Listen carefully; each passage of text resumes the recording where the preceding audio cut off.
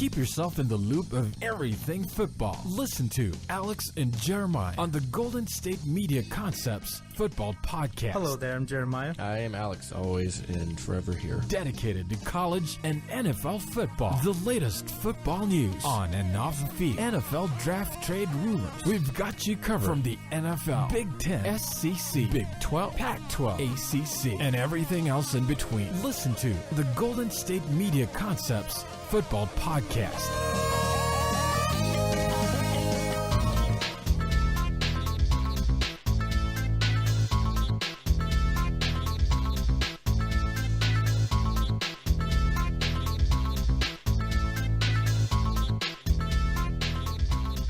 Thank you for tuning in to the Golden State Media Concepts Football Podcast, where we discuss the latest news, rumors, and games of the NFL and college football, from the latest signings to this year's breakout stars and all of the news in between. As always, I am Alex. And I'm Jeremiah. I'm back from a long weekend of no Friday show. I mean, it's not like it's a weekend, but no Friday show.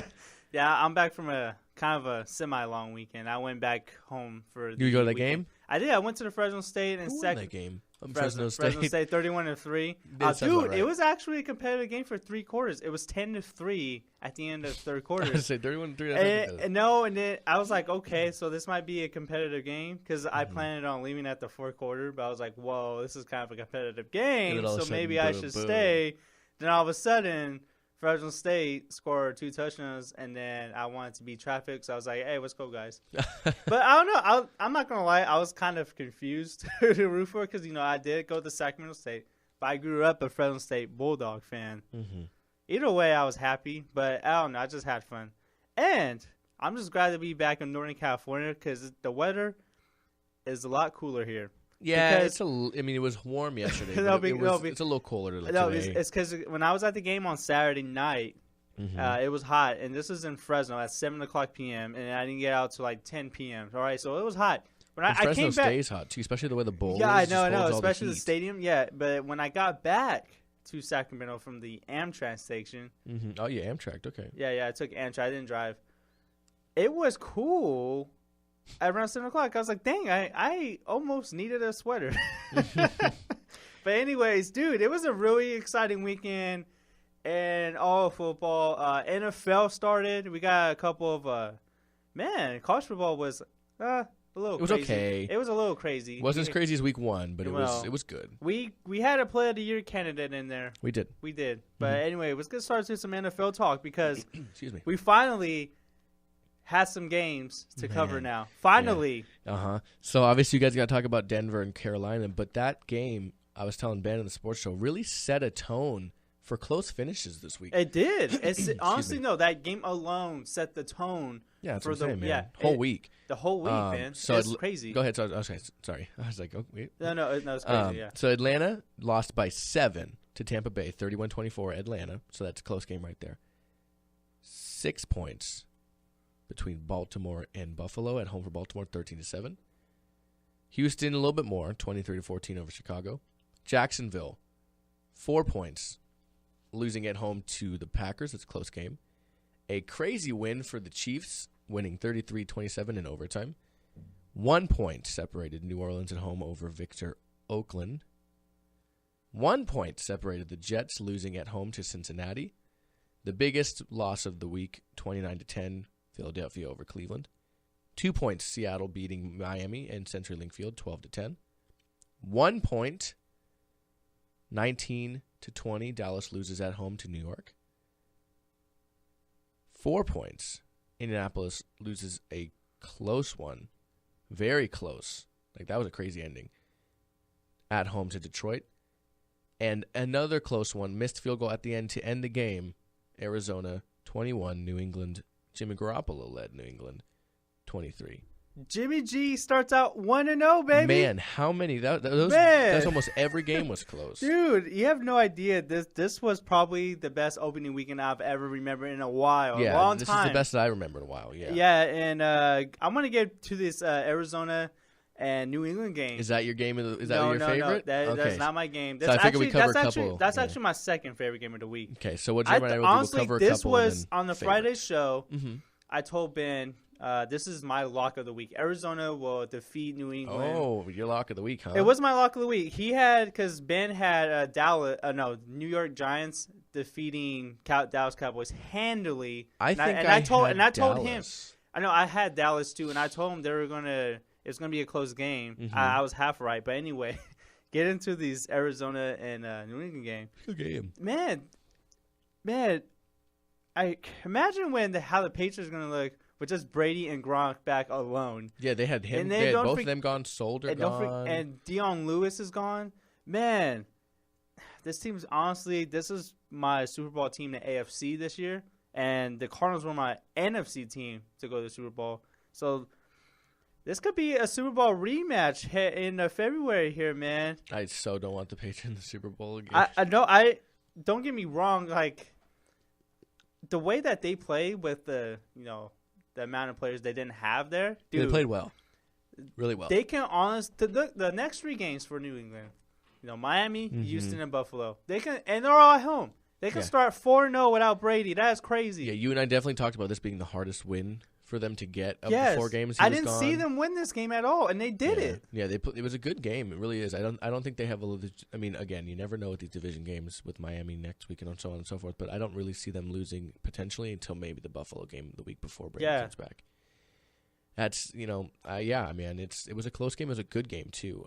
Bad snap at the end of the game. Somebody was rushing from the right, kind of a push to the left, just missed kick. They very much. It's not that they won this game handedly. They very easily could have lost it, and it's just unfortunate for them to miss that kick at the end of the game. Yeah, and very fortunate for Arizona. They played a heck of a game. Larry Fitzgerald got to 100 career touchdowns last night. He's on my fantasy team. Yeah, I know.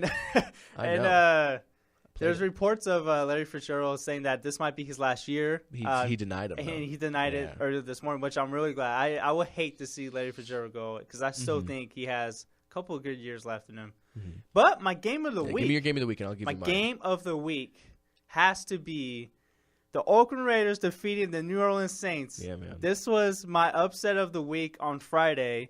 I had the Raiders. I don't know if it's an upset anymore. No, not anymore. Well, but I'm saying going into the season, I would have pegged them as pretty even. Yeah. See, I had the Raiders defeating the Saints because the Saints were favored in this game, and it was at the Superdome. Yeah. And I talked to this on the Friday show with Ben. Yeah, Ben was telling me. Yeah, and he questioned me about the Raiders defeating the Saints. Well, he did have the score pretty close, though. He did, and he questioned me, and I was like, "How dare you?" Now I was right. But I think I picked the Raiders to win this game. I did. I picked the Raiders to win this game. You see that dive by Derek Carr, man? Dude, over. Dude, I was like a monster. I remember he did something. He did a similar play like that when he was at Fresno State too. Mm-hmm. He did that against Nebraska a couple years ago. I think that was his junior year. He did it. But yeah, that play reminded me of that. Never see David do that. David can't do that. He's not that kind of guy. David wasn't mobile, all right? Derek is mobile. All right, anyways, getting back to... Derek is mobile. Okay, anyways, getting back to this Raiders and Saints game. Dude, the Raiders, they were down 24-10 at one point. They had that. They allowed that 98-yard touchdown to Brandon Cooks. He's fast. He is fast. And but this game had everything in the fourth quarter. The Raiders just came back with fire. The one thing I will say, though, about the Oakland Raiders is, man, I don't know if they can win this division with that defense. Well, see, my thing is I think that defense is going to get better. You look at it on paper, it's very good. The front seven's good. The secondary is very improved. I think they had a tough matchup week 1 against Drew Brees, who's a great quarterback, right? Good, stable offensive playmakers. I think that was tough for them week 1. I think they are going to get better as the year goes on, right? But still, there's some they need to be fixed a bit. But I think they're better than this game showed. I do think that at least. I do understand what you mean, though. Yeah, but I do think they will get better. And then that defense had worried me. Like I was so hot on defense, like around I think May. But the way I saw them play in the preseason, I was really worried about how they were going to perform. Mm-hmm. I wasn't worried about the offense at all. Like, I really do think they look great. Derek Carr and everybody, they're for real. It's just that the defense worried me. But I do agree with you, Alex. I do think this defense is going to get better every game, and you never know. I still see them as a wild card team. I don't think they're going to win the AFC West. They can compete for it, but I don't think they're going to win it because the Denver Broncos, they're just they're still good with that defense, and they played well still, and they have a running game now, and that's scary. So, and then the Chiefs, you saw what they can do with the San Diego Chargers to coming back. And the Chargers look a little better this year. They do. But I'm not saying they're going to compete. I'm just saying they do. Division's tough. Yeah, this division's tough. So, man, this is going to be one of the funnest divisions to watch this year. Well, the Raiders, they have Falcons next week, so that's a deep offense that can put up points. We'll have to see how they, very similar to how the Saints play. It's going to be another shootout, man. We'll see how they can adapt. Yeah, another shootout. But anyway, what was your game of the week? I would say my game of the week, as a fan, it hasn't happened yet. It's tonight, obviously. Oh, my God. My game hasn't happened yet either, but we'll get to that later. Yeah, that's going to be – we'll preview that when I'm done here. I'll ask you one more question, then we'll preview it. I would say the Oakland one's definitely up there. I would say game of the week in terms of pure just competitiveness, maybe the Indianapolis-Detroit game. Yeah, that was a fun game at the end. That was a crazy game at the fun. end. The Colts go up, I think, under a minute. They take the lead at 35-34 or something. Yeah, they took it with less than a minute to go. Yeah, and Detroit ended up coming back and well, actually, no, hold on, because they can have kicked a field goal. It's 39-35. I was watching it from a restaurant. Like I told you, I was out of town this weekend. Yeah, the Colts made it 35-34 with 37 seconds to go. Oh yeah, and they needed to get the ball back. Matt Prater, had that 43-yard field goal at the end of that's what it was. So they pushed the lead. I mean, Prater's he's a cocky little guy, I know, man. Yeah, man, he's all out. He made a long field goal. He really did. The thing that really did speak to me about this game, though, the way that the Lions performed in the red zone. Yeah, right. Yeah, like there were so many concerns about how they were going to perform, and from the 20-yard line and on without Calvin Johnson. Dude, they're going to be all right. They are going to be all right. They have a really good mix of running backs there, and Amir Abdullah and Theo Riddick. I told you, I drafted Theo Riddick in my fantasy league. You're like, why'd you draft Theo Riddick? Well, it's a PPR league. Mm-hmm. I always draft Theo Riddick, bro. I mean, that guy got me the most points of any of my running backs, save for D'Angelo having to play tonight. He's a free agent in my league, but it's a standard league, though. Oh, okay, so you don't get points for – okay, yeah. If you have a PPR league, dude, that guy is – Oh, I would have got him already. He's got on my team – he has the most points for a running back, excluding D'Angelo has to play tonight. But then I'm just saying all my running backs have to play. You know what I mean? Well, we're not going to get too into that. This is a fantasy football podcast. No, I know. I'm just saying, like, that guy's money. So, obviously, he's a big weapon in the offense. So, that offense, they looked great in the red zone. Yeah, really and Matthew Stafford, 31 of 39. That is crazy. Mm-hmm. Both of these quarterbacks, this was a good game for both of these quarterbacks. Yeah, and Matthew for Stafford. Everybody that thinks maybe Luck still was coming along slowly from that injury and stuff, his preseason looked okay, but not great. He looked really good. Yeah, and he looked like what you want. I mean, put a team around him, and that team, put a defense around him, and that team is on fire. You know what I mean? I was talking about it with Ben. I was like, can you please put a defense around this guy? He's gonna kill himself trying to win these games for you. You know what I mean? They need a defense around him, man. Because it's a Peyton Manning all over again. Think about it. 31 for 47, 385, and 4 touchdowns, no interceptions. Yeah, and it's crazy. Andrew Luck, he's not going to get any younger, guys. Come on. Yeah, it's like Breeze. Help him out. He threw for 4 touchdowns and like 400 yards, and they lost. He threw for 385 yards and 4 touchdowns, and the Colts lost. The Colts are lucky they're in a weak division. They are so lucky. Yeah, you could say that. I mean, they put up 35 points. Like I said, he threw for 4 touchdown passes, almost 400 yards, and they lost. Yeah. Now, albeit the Lions, I mean, he threw for 340 and 3, and they scored just as many points, and that was a close game. But, I mean, one of those teams, they need some defense. That was just a no. Both of these teams need defense. This was a good week, too. There was good defensive games. And there was 7-13. There was 12-10, and there was, even though that 12-10 game, the Seahawks game was kind of weird. There was good offense. Honestly, they Seahawked themselves. I'll get to that game. They Seahawked themselves. Yeah, That's what they do. Did. You do nothing great, and you end up winning. But it kills me. But yeah, man, they need a defense in Indianapolis because Andrew Luck. It's like Peyton Manning all over again, man. His arm's gonna fall off like in 4 weeks if he keeps going like this. 4 weeks. I'm like, dude, Oh my gosh, like whatever. Let's just move on. That's all I gotta say. But anyways, I want to get to that Seattle and Dolphins game. Mm-hmm. Dolphins. That was one of my more disappointing games. They should have won that game because that's what I'm saying, man. They Stills themselves. Kenny Stills dropped an 80-yard pass from Brian Tanner. You got to be kidding me. That was just weird. He let it come into him, and it was like I don't know a good example. It park slide out. You know, it went up and in and out of his hands. Yeah, and I'm like, how do you not catch it? It was in your hands. First of all, you ran past.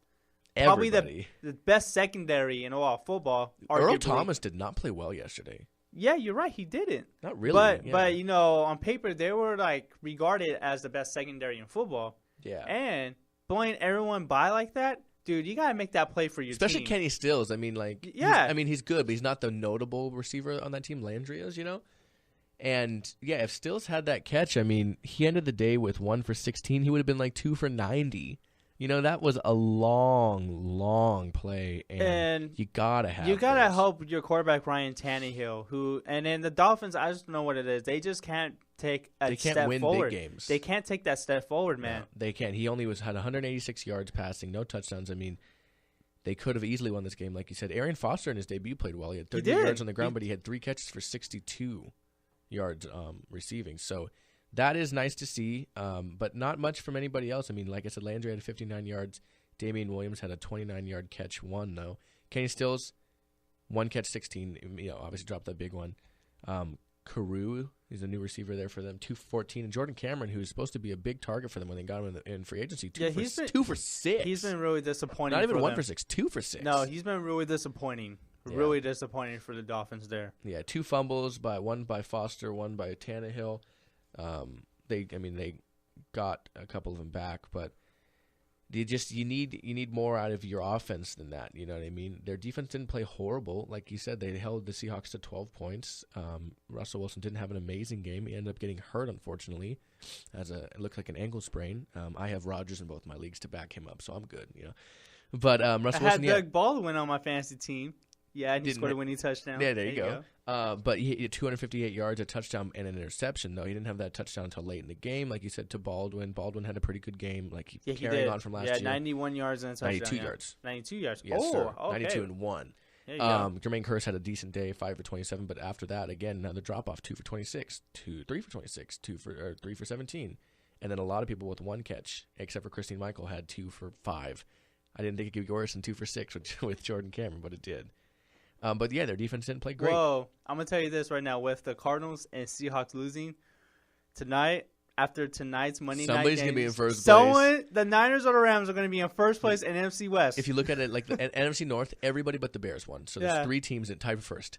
Literally only 1 team will have a win in this division. That's right. We're already talking about first place people, and it's only week 1. All right, I want to talk about one more game before we head into our break. Yeah.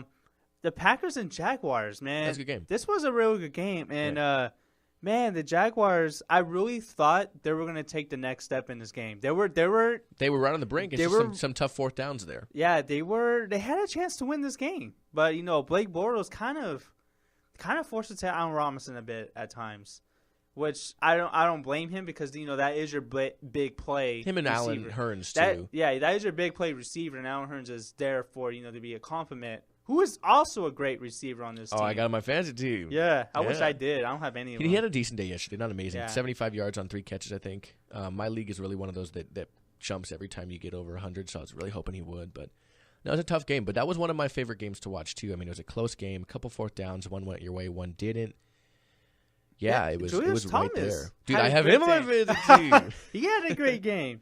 He did. He's a high-scoring tight end in fantasy football, I think, this week. Again, save for any tight ends tonight. He's the only tight end that scored double digits this week. Yeah, again, save for tonight if any tight end goes off. And you know the Jaguars, they're leading 17-14 in the second quarter. But man, that pass from Aaron Rodgers to Devontae Adams, man, how do you even do that, man? Wow, Rodgers does stuff I've never seen quarterbacks do. Yeah. Remember that one? He was like falling down and he threw a touchdown. It was called. He's like a wizard, bro. It was called back for holding on the offense, but he was like being dragged down and he was off, like going down, falling, and he threw a touchdown in the back of the end zone. Like, I don't question stuff he does anymore. No, I don't either. But that was a good. That was a good game. You can't question A. You can't question A-Rod. No. So a question for you. What I did mention this before we started, and we'll do this real quick. We'll come back. We'll preview the Monday night, and then we'll get into the AP stuff. But what was your favorite moment of this week? My favorite moment of the weekend of football. My favorite moment of the weekend probably has to be Alex Smith getting the game-winning touchdown for the Kansas City Chiefs. Man, that was love probably. That dude. I miss him in San Francisco, man. I would if I was you. I miss him in San Francisco. It's so crazy that. But yeah, man, I was really happy for Alex Smith. Mm-hmm. He started off that game so slow. That's Alex Smith for you. But he put the team on his back, threw for more than 260 yards, game-winning touchdown on the ground. On the ground, man. I'm telling you right now, if for all you guys that wrote off Alex Smith as a quarterback in this league, you can't do it. Don't do it. You can't do it anymore. He's that level of elite where he's not like elite, like he's going to win the game for you every time, but he's a great player. Yeah. He's going to help you win games. 415 on the ground. Like you said, 363 and 2. That guy's a monster, man. Yeah. He plays the right way. He doesn't make mistakes. He helps you win games. The reason they helped win this game is because he knows how to be consistent and help you move the ball. You know, it's like watching. I'm a Washington State fan, right? They ended up losing again to Boise State, but that's a close game, right? If they had 2 chances for field goals. If they kicked it, not only would they have ended up tying the game instead of trying to win it late where they were down 3, they would have been up by 3. They just refused to kick field goals. It's like with Alex Smith and Andy Reid, they know when to just take the points. Get the points. You know, you don't know how the game's going to shape out. Fumble, an interception. Get the points when you can because it matters. It always matters, you know? And that's how Alex Smith is, and I love it, man. Yeah, man. And I'm going to tell you something right. There was a tweet I saw a lot yesterday. Okay. It said, so Michael Crabtree scores a winning touchdown fade, which was a 2-point conversion, that was wrong. But anyway, it still won the Raiders the game. Alex Smith scores a winning rushing touchdown, and the Niners will be starting Blaine Gabbert tonight. I was like, wow. Boom. So it is so crazy that 2 players from the Niners 4 years ago, 2 important players that is, pretty much got game-winning scores for their teams. Remember one of the Super Bowl trying to win the game for the Niners, and the Super Bowl was a fade to Crabtree. Yeah, maybe they should have had Alex Smith. I got a question for Crabtree. Where was that 4 years ago, man? Come on. He got overthrown, bro. I know. He got a jump ball to a fade. I know. Ball. I know. I'm just throwing that out there. But anyways, man, I love that performance from Alex Smith yesterday, man. What about Spencer Ware, man? Spencer Ware, 70 on the ground, 129 receiving. My brother had him in fantasy. Come on.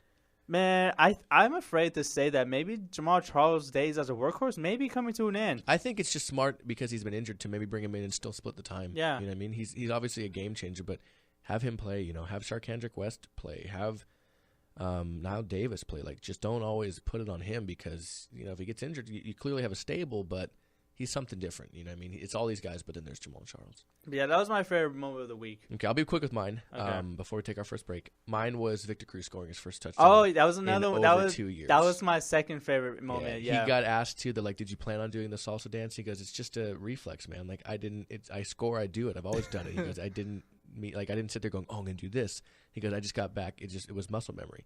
And I like that, you know. That was nice. So it was good to see him finally back in the end zone and get moving. I mean, there was a great game from all 3 of their top receivers. Again, I have Odell Beckham Jr. in my fantasy league. I did too. Didn't get a touchdown, but he had a good game.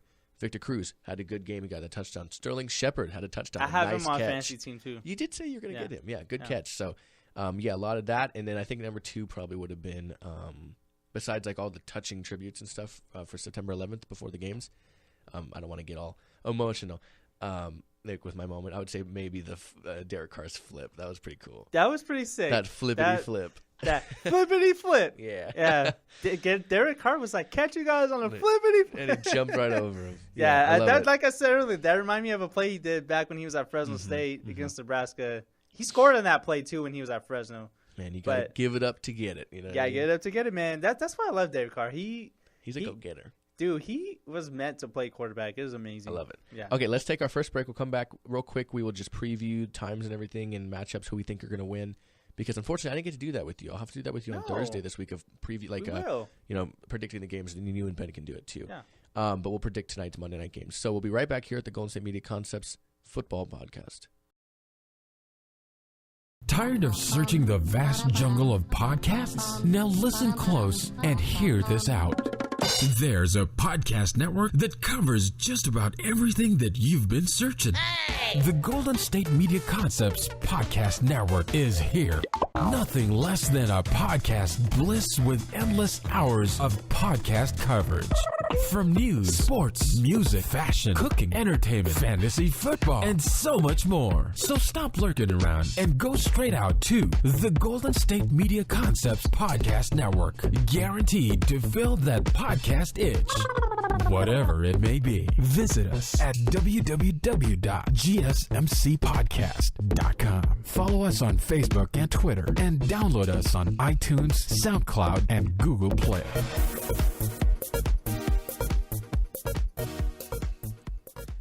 Welcome back to the Golden State Media Concepts Football Podcast. And guess what, guys? What? Week 1 is not over yet. We got 2 games tonight. We got a back-to-back or a double-header. Yeah, back-to-back like Drake, dude. Yeah, man. So, obviously, the first game tonight is going to be Pittsburgh at Washington facing the Redskins. That's on the East Coast. That's going to be a 7:10 start. Here it's going to be 4:10. It's going to be a pretty good game. As you guys know, I'm a Pittsburgh Steelers fan. Doesn't mean I'm a complete homer. We talked about in the last show, it's frustrating being a Steeler fan for me because of all these injuries and suspensions. It's frustrating being a Steeler fan. I'm saying you have the potential, right? All that you could be the best offensive team in the league, and then everybody gets hurt or gets suspended. I'm going to tell you what team to be frustrated in the moment. Oh, you will. Yeah, you will. Yeah. But so I do have them winning this game, but I am realistic. When I pick these games, I'd like last year, I didn't know if we could have beat the Seahawks. I thought that was definitely be a close game, and we ended up losing really closely. But I'm not unrealistic. I don't pick them every week. You know what I mean? So don't think that.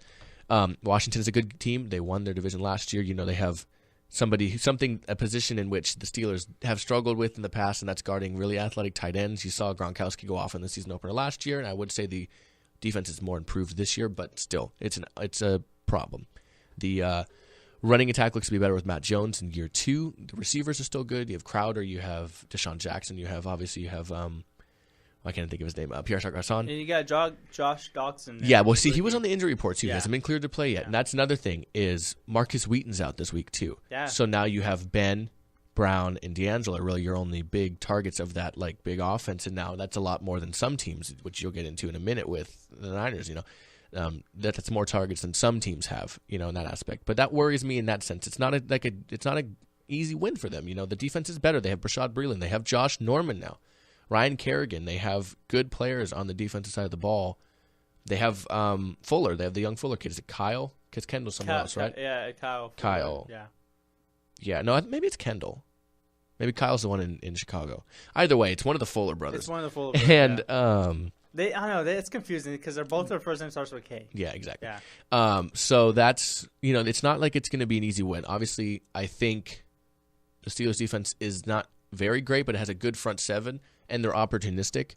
We saw that in the Charger game last year. It's not a good defense, but then they had a pick 6 with Antoine Blake, who's now with the Titans. Just a bad pass, and that wasn't a good team, but the Chargers last year by any means. But you know what I mean. They're very opportunistic. Good front seven. But Bud Dupree's not playing. He's on the PUP list for the first 6 weeks. But Arthur Motes played well last year. James Harrison had a revitalized year. Hopefully Jarvis Jones, their 2013 first overall pick, can help out more than he has. He's slowly gotten better. Hopefully they didn't pick up his option, so this is a really make it or break a year for them. Really, the secondary is going to be key, so we'll see how that really works for them. I do have Pittsburgh winning, but that's not because I'm a fan. I do think they have more going for them, more sound, but they make mistakes, so they very well can lose this game. I have Pittsburgh winning too, and for one reason. I'm facing Kirk Cousins tonight on my fantasy team. Yeah, I have Brown, D'Angelo, and Boswell playing in I think either 2 or all 3 of my leagues. Oh, matter of fact, I was talking to you about this before Thursday's show. Mm-hmm. I was asking you if I should start Derek Carr or Carson Palmer. Guess what? I started Derek Carr, and it worked out for me. There you go. It worked out for me. Yeah, I remember I told you I didn't know if I should start Kelvin Benjamin. Yeah. Well, I started him, and it worked out for me. The only person I left on my bench yeah. was Willie Snead, really. And he oh, my God. Why did you do that? Because you never know with the Saints know. receivers. But I played Benjamin and Fitzgerald, so... Okay. Could have got worse, right? Honestly, though, the only person I could have put him okay. in for was Hearns, and you don't sit Hearns after the year he had last year. No, you never know with Willie Snead. Snead. You can't do it. I'll probably start him next week. Yeah, okay. But anyways, moving on to the nightcap. That is the Los Angeles Rams at the San Francisco 49ers, Levi Stadium. Mm-hmm. It is the home opener for the Rams, who are playing their first game in L.A. No, it's not Niners game. No, I know, but who are playing their first game as the L.A. Rams. Oh, sorry. You said in L.A. My bad. It's okay. As the L.A. Rams. For the first time since, I think, 94. And then... Yeah, over 15 years. It's been over 15 years. And, of course, this is the first game for Chip Kelly as the Niners head coach. Oh, wait, sorry. Yeah, I'm sorry. I was confused. What are you doing? Yeah, sorry. No. 7:20 start. Don't forget that. It's a late game. It's 10:20 if you're on the East Coast. 7:20. Yeah, 7:20. Yeah. And this game, the Rams are favored by 2.5. Yeah, it's really close. But honestly, though, it pains me to see that this is the finale of Week 1. After such a great week, dude, why do we have this? Why do we have this game? Like it should be flip late? flop because at least it would be in LA then. You know what I mean? Have a primetime game and start the year in LA. That would honestly, save though, for the East Coast people, you're so glad you don't just have go to to watch. sleep. Just go to sleep. You're not gonna miss nothing. Those poor St. Louis fans, if they know. carried over. I know, right? Oh man. I know. Yeah, for this game, I talked about it with Ben. The Rams are always a team to spoil in the division, and now the Niners aren't the powerhouse of the division anymore to spoil. But I'm pretty sure they split their series last year. But the Rams aren't an easy win team. No, they're very similar not. teams too. The thing about this game is the Rams. They're gonna have a heavy run game with Todd Gurley. Niners are gonna run the ball a lot with Carlos Hyde. He just got cleared from the concussion protocol. So it's gonna be a smash mouth football game. Pretty much, you're gonna laugh at this. Okay, I see the Niners winning 6-3. 6-3. Okay, I see kidding, Todd Gurley. Come on, man. I'm kidding. It's not gonna be that low. I was just discrediting these teams here. But no, man, I do see Todd Gurley having a great game against the 49ers defense, who really couldn't stop anybody last year. I actually think the Niners are gonna have a good game offensively. I do think so because the Rams defense is tough. Don't get me wrong. But this is a division game, and usually division games are really competitive. And I just don't see the Niners coming out flat at home for the home opener because we saw it last year with the Niners home opener against the Vikings. They won 20-3, and then they just couldn't do anything. And the Vikings made the playoffs. So. Exactly, but so this game's going to be close throughout. It's going to be competitive. I see 2-3. I do see Blaine Gabbert, playing really decent. Especially, he's perfect fit for Chip. Well, not perfect fit, but he's a good fit for the Chip Kelly offense. Carlos Hyde, I see him having a good game. Tarek Gurley's I think he's gonna have a great game because I don't see Case Keenum having a explosive game at all. He's gonna be the game manager. So yeah, man, I see that. I see the Niners winning this game, starting at home. Starting the season at home with a win, and they'll be in first place in the NFC West, baby. Let's go. Okay, well I have the Niners winning. Yeah. No, I have the Rams. I think the Rams are a little bit more sound. There's less questions. You know what you're going to get from Case Keenum. He's looked pretty good in the preseason. You have Todd Gurley, who's probably the best running back in the division right now, I would say, purely because he's just you don't know who's really going to run the ball for Seattle. Carlos Hyde has been up and down, but can he stay healthy? For San Francisco, you said Seattle. Yeah, no, I'm saying the whole division. Oh. I don't know really who, in that sense, who's going to run the ball for them, right? I don't know. Carlos Hyde, can he stay healthy? You know what I mean? That's a big question. And then David Johnson, I would say probably he's good, but the whole offense is good too. So yeah, I see a little bit more of him. Well, it's because David Johnson, he's in a good system, so that's why he's so successful. Yeah, so I need to see a little bit more of him, but he's just as good. Yeah. But I would say Gurley's probably the best overall back in the division. Oh, by far. Yeah, so you have him, and I'd say the defense is probably a little more sound on all of the levels as opposed to the linebacker position's probably just as good for both teams. Alec Ogletree is very good. Obviously, Bowman's very good. Guess who the defensive special assistant is, though, with the Rams? Who is it, Alex? Mike Singletary. Oh! Yeah, he's helping out Alec Ogletree. I watched it all Hard Knocks. Yeah, I know. Their secondary is not bad. You know what I mean? They have some they have some players there. They have a good defense. Yeah, and obviously they have that D-line, so crazy D-line. No, is this the thing? The reason why I picked the Niners over the Rams is because, one, they're at home. Mm-hmm. Two, I don't see them coming flat after. And they honestly, they need something on the field. They need something. They need a win. Well, they need a better field. Okay. Sliding all around that thing. They need you know how much a win means? It would be big for them. No, a win means so much for the Niners right now. They had so much distractions for the past few weeks. They got the Kaepernick thing making headlines everywhere. True. They got Bruce Miller, who got released because of assaulting a 7-year-old man. And then they got Anthony Davis contemplating retirement again, just like a few days. So they have... You know what? I'm done with this. That was going to be fun. But anyways, yeah, you got all these like drama surrounding San Francisco. Mm-hmm. So a win is a much needed for this team to pretty much salvage that away.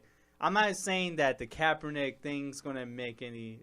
Trust me, the Kaepernick news is going to be around all season. It's going to be around especially all season. with how more people are doing it. It's going to be around all season. So they can't get away from that. They need to get away from all the other things. Gotta get away. Yeah. They need to get away from all the things though. I'm not saying that the Niners are gonna have they're not gonna go on a roll here. I'm saying of season they can get a win.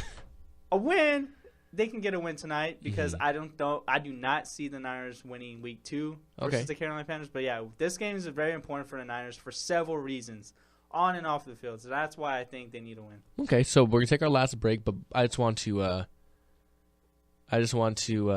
give you real quick. I'll leave this with you. The lowest scoring Monday night game of all time. It's actually the Steelers are part of it, but it's not who I think is going to. I'm talking about your game. 3-0. That's the lowest scoring game ever. 3-0. They beat Miami in 2007. I guess the field was horrible. Steelers won 3-0. Yeah, and that Roethlisberger played too. He at one point had 15 straight completions, but. Yes, the lowest scoring game ever is in a regular season that's not Monday night was 3-0. New York beating Washington in 1993, just after I was born, as a matter of fact, a couple months later. And then there was a 0-0 tie in 1943, but that's 1943. Football was way different back then. Yeah, very different. But, yes, that's the year that the Dolphins went 0-11 at one point. So, 3-0. I don't think that's going to happen tonight, but you never know. It will not. I just want to let you know that's the lowest scoring game of all time. Yeah, but I think the Rams and Niners game will be It'll be competitive. It'll be competitive and kind of low scoring. Mm-hmm. Yeah. All right, we'll recap both these games tomorrow. But let's take our last break. We'll come back. We'll talk college football. Be right back here at the Golden State Media Concepts Football Podcast. Do you want to be healthier, yet you just don't know what to do? All these shows telling you this and that, but nothing seems to work. Well, listen close. Golden State Media Concepts has got something great for you. The Health and Wellness Podcast dedicated to workout trends, healthy eating habits, diet, and everything about healthy living. Join us in our banters as we help you not just live life to the fullest, but live it to the healthiest.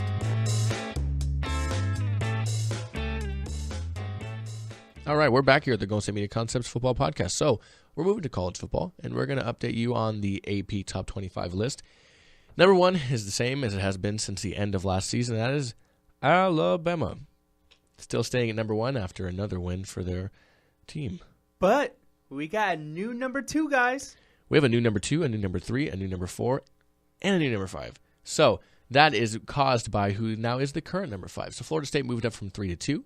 Ohio State from 4 to 3. Michigan from 5 to 4. And then from 2 all the way down to 5 is Clemson. Yes. Clemson won their game, but it was against an opponent who is not very good, and it was a very close game in an aspect of a number 2 team. So it was 13-10 for like 3 quarters. Yeah. It was ugly. It was ugly. Yeah, unfortunately, that's what happens in the college football playoff bracket. You move down to 5 if you play like that, man. It ain't no joke. Houston stayed put right at 6. A good game playing against Lamar. Yeah, Greg Ward. Without Greg Ward. Yeah, he had a shoulder injury, and if you're not going to have Greg Ward, put him. Yeah, might as well play well. You might as well play well. Come on, it's a team that you should beat. It's funny. I was reading the box score, and it was Lamar Houston. I was like, I know that guy. He's a player. Hey, he plays for the. Hey, he's in the NFL. Yeah. Hey. Stanford played. So Houston and Stanford and Washington all stayed put at 6, 7, and 8 in that order. Wisconsin moved up from 10 to 9. Louisville moved up from 13 to 10. Man. Another really good performance. Oh, my gosh. Freaking Lamar Jackson.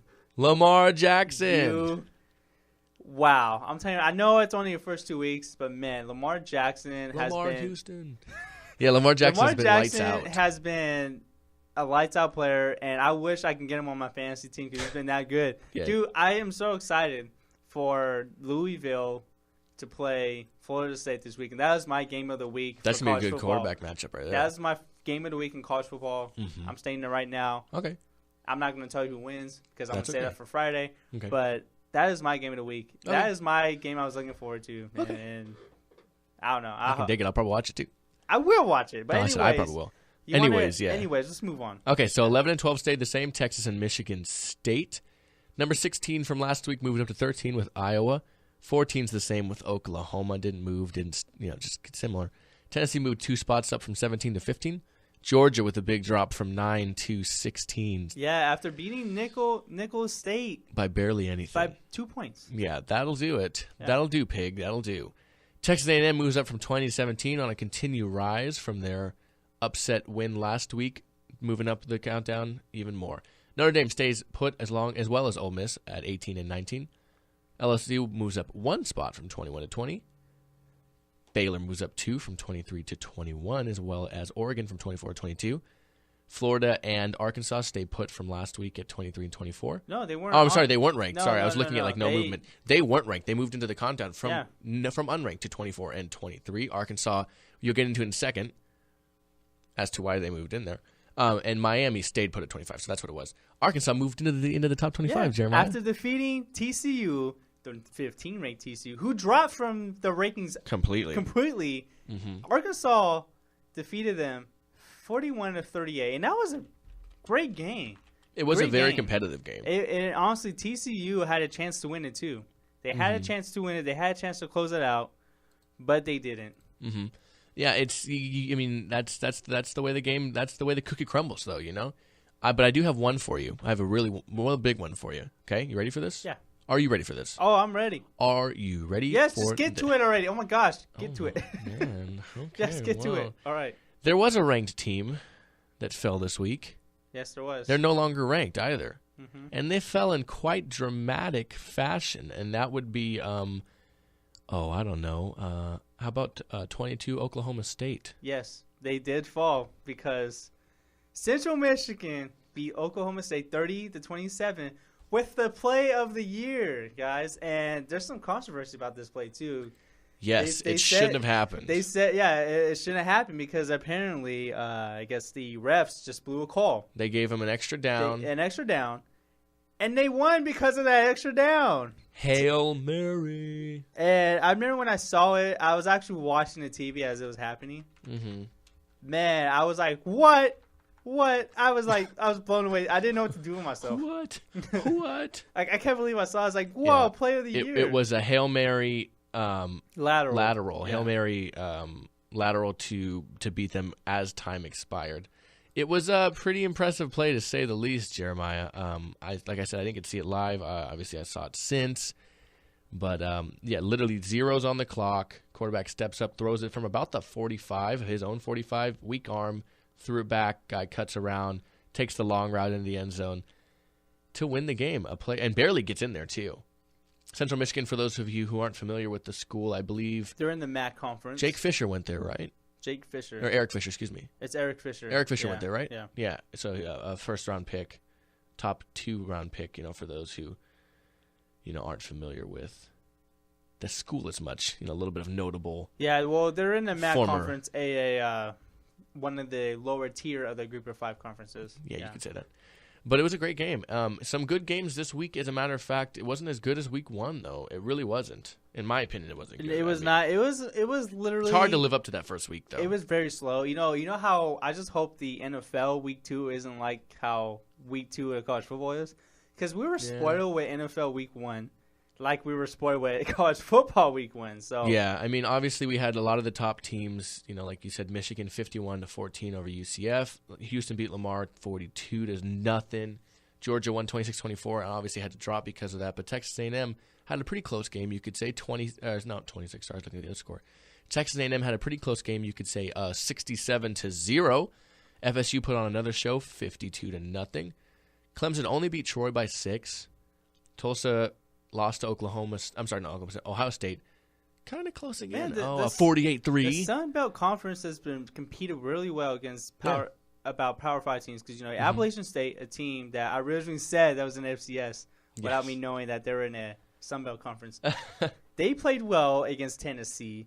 And then you got South Alabama, who upset at Mississippi State on the road. And then you got Troy, who put up a heck of a fight against the number 2 ranked team in the country. I don't know, man. The Sun Belt Conference has been pretty competitive this year against Power 5 teams. You know what my question is, though? And this has nothing to do with what you said, but I did have a question based off of this week. How does Bama go from putting up 52 or something like that against a good Pac-12 USC team who had a good turnaround game this weekend to putting up 38 to 10 against Western Kentucky, the Hilltoppers? I don't. How does that work? Why they're still number 1? No. I mean, 38 points. That's it. All I can say, Alex, is any given Sunday. Oh, Saturday. No, I mean, it's not like they didn't win. I just mean like. Oh, you mean like the differential? Of the like how did they not put up 100 points? Like I just don't get it sometimes, man. They still won the game, Alex. No, I'm not saying they didn't. I mean, for all I know, they decided to take a breather. They probably put up 52 because Lane Kiffin's like, yeah, whatever USC, I don't need you. Probably. You know I mean, like I said, USC came back and won 45-7. It was Lane Kiffin's revenge game. So yeah. Yeah. I mean, like I said, Utah State didn't stand a chance to USC. They needed to shake off some big problems. And they did. They did. But we're moving into hopefully another good week of college football. We got really great games on tap. Like I said earlier, we got Florida State going on the road against Louisville, and that should be a great game. That is going to be a heck of an atmosphere there. Houston at Cincinnati. Yeah, on Thursday. FSU playing Louisville, like you said, that's going to be a really good game, like you were just saying. Wisconsin, they're playing an unknown team again. Miami, the youth playing Appalachian. Yeah, they're playing on the road at Appalachian State, man. Yeah. Do I smell an upset? I don't know, man. I think I might. Ole Miss is playing Bama, 2 ranked teams, 19-1. I have a heckling that Alabama's going to win. And then we got Michigan State on the road. Yeah. Going against the Fighting Irish of Notre Dame. And then they always looked towards good matchup between USC and Stanford. USC is now unranked, but they could very much give Stanford a run for their money. Oh, yeah, definitely. Stanford hasn't looked powerhouse good, but they've looked good. Yeah, and then you got Ohio State on the road against Oklahoma. And Oklahoma, this is a big game for Oklahoma now. They need to win. They need to win, yeah. And then another good matchup, even though it's it hasn't been as good, it probably won't be as good. It's kind of flipped. Bad team last year, good now. Good team last year, bad now. Texas and Cal. Yeah. Yeah, Cal just got upset by San Diego State, which was San Diego State's a good team. San Diego State's a good team. We had them winning the Mountain West. The Mountain West. You almost said Sun Belt. I did because I just literally was listening to you say that. Yeah. But that's good. That should still probably be not a bad game. The Cal, they took a big drop when Goff left, so it's unfortunate. Excuse me. All right. Well, do you have any other news for me today? I do not. Do you? No, man. I can't wait to talk tomorrow about tomorrow. All of the great stuff. We got a big day tomorrow. Right, we're going to recap the games last night. We're going to update you. Probably talk a little bit about some stuff we didn't get to today. Some of the upcoming college football games. Not everything's on Saturday now. There are games earlier in the week. There are Friday games and a Thursday game, which is your team, boy, Houston.